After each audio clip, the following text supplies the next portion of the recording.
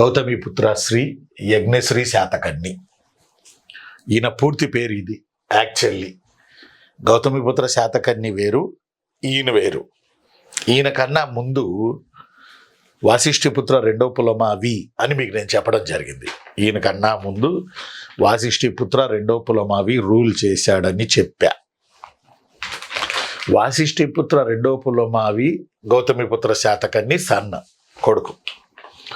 వాసిష్ఠిపుత్ర పులమావే కాదు, గౌతమిపుత్ర శాతకర్ణికి మరో కుమారుడు ఉన్నాడని, అతని పేరు శివశ్రీ శాతకర్ణి అని అంటారు. శివశ్రీ శాతకర్ణి కూడా కొన్నాళ్ళు శాతవాహన రాజ్యాన్ని ఏలాడు. వాసిష్ఠిపుత్ర ద్వితీయ పులమావికి యజ్ఞశ్రీ శాతకర్ణికి మధ్యలో శివశ్రీ శాతకర్ణి ఉన్నాడు. ఈయన శకులతో వైవాహిక సంబంధాలు ఏర్పాటు చేసుకున్నాడని, శకరాజు కుమార్తెను పెళ్లి చేసుకున్నాడని రాసి ఉన్నది. కానీ ఇది నిర్ధారణ లేదు.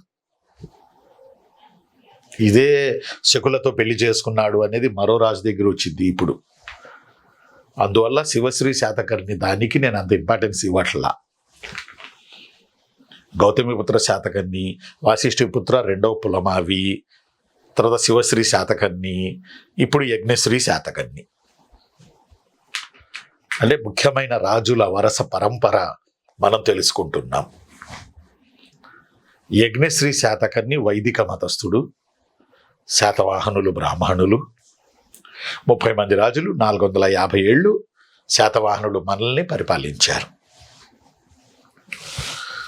అయితే యజ్ఞశ్రీ శాతకర్ణి అనేటప్పటికీ నిన్న మనం ఆచార్య నాగార్జునుడి గురించి ఆ రిలేటెడ్ చెప్పాం. ఆచార్య నాగార్జునుడు యజ్ఞశ్రీ శాతకర్ణి వద్దకు వచ్చాడని, యజ్ఞశ్రీ శాతకర్ణి ఆచార్య నాగార్జునుడికి నాగార్జున కొండ వద్ద పారావత విహారాన్ని నిర్మించి ఇచ్చాడని, అది రకరకాల జంతువుల ఆకారాల్లో, పక్షుల ఆకారాల్లో ఉందని, ఇక్కడుండి ఆచార్య నాగార్జునుడు మహాయాన బౌద్ధాన్ని ప్రచారం చేసుకున్నాడని, ఆ పరంగా విజయపురికి నాగార్జున కొండ అనే పేరు వచ్చిందని, అది నాగార్జున సాగర్ వద్ద ఉందని మనం గమనించుకోవాలి. మనం ఏం చేయాలి చిన్నులు? మనం ఏం చేయాలంటే గమనించుకోవాలి. అయితే ఇంకొక ఇంపార్టెంట్ పాయింట్ ఇక్కడ లేకపోలేదు. ఆచార్య నాగార్జునుడు బోలెడు బుక్స్ రాశాడు. ప్రజ్ఞాపారమిత, సుహృల్లేఖే కాదు, శూన్యవాదం, విజ్ఞానవాదం, మాధ్యమికవాదం, ఆ తర్వాత మాధ్యమిక వాద శాస్త్రం, చాలా చాలా బుక్స్ రాశాడు ఆచార్య నాగార్జున.